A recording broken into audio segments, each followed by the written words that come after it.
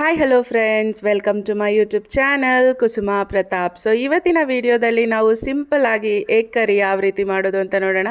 So ಮೊದಲಿಗೆ ನಮಗೆ egg curry ಮಾಡೋದಕ್ಕೆ ಒಂದು ಟೊಮ್ಯಾಟೊ, ಒಂದು ಈರುಳ್ಳಿ, ಸ್ವಲ್ಪ ಶುಂಠಿ, ಸ್ವಲ್ಪ ಬೆಳ್ಳುಳ್ಳಿ ಮತ್ತು ಸ್ವಲ್ಪ ಕೊತ್ತಂಬರಿ ಸೊಪ್ಪನ್ನ ನುಣ್ಣಗೆ ರುಬ್ಕೊಂಡು ಎತ್ತಿಟ್ಕೋಬೇಕು. ಅದಾದಮೇಲೆ ಸ್ಟವ್ ಮೇಲೆ ಒಂದು ಕಡಾಯಿ ಇಟ್ಟು ಕಡಾಯಿಗೆ ಸ್ವಲ್ಪ ಎಣ್ಣೆ ಹಾಕಿ ಅದಕ್ಕೊಂದು ಸ್ವಲ್ಪ ಸಾಸಿವೆ ಹಾಕಿ ಸಾಸಿವೆ ಚಟಪಟ ಅಂದಿದ್ದಾದಮೇಲೆ ಮುಂಚೆನೇ ಕಟ್ ಮಾಡಿ ಇಟ್ಕೊಂಡಿರೋ ಅಂಥ ಈರುಳ್ಳಿ ಮತ್ತು ಟೊಮ್ಯಾಟೊನ ಹಾಕಿ ಚೆನ್ನಾಗಿ ಫ್ರೈ ಮಾಡಬೇಕು.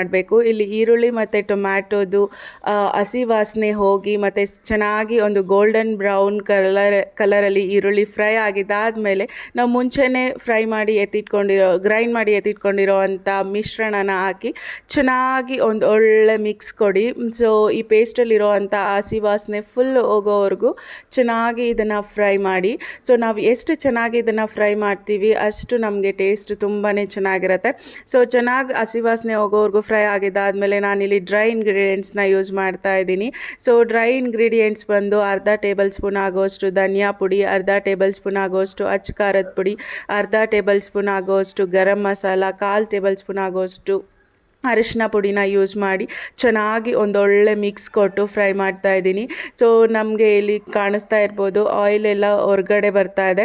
ಸೊ ಅಂಥ ಟೈಮಲ್ಲಿ ಆಲ್ರೆಡಿ ಬಾಯ್ಲ್ ಮಾಡಿ ಎತ್ತಿಟ್ಕೊಂಡಿರೋ ಅಂಥ ಎಗ್ಸ್ನ ಹಾಕಿ ಒಂದು ಒಳ್ಳೆ ಮಿಕ್ಸ್ ಕೊಟ್ಟು ಒಂದು ಪ್ಲೇಟ್ ಮುಚ್ಚಿ ಒಂದು 5 to 10 ಮಿನಿಟ್ಸ್ ನಾವು ಇದನ್ನು ಕುಕ್ ಮಾಡಿಕೊಂಡ್ರೆ ನಮಗೆ ಟೇಸ್ಟಿಯಾದಂಥ ಎಗ್ ಕರಿ ರೆಡಿ ಆಗುತ್ತೆ. ಸೊ ಈ ಎಗ್ ಕರಿನ ನಾವು ಅನ್ನದ ಜೊತೆನೂ ತೊಗೋಬೋದು ಮತ್ತು ಚಪಾತಿ ಜೊತೆಗೆ ಇನ್ನೂ ಚೆನ್ನಾಗಿರುತ್ತೆ.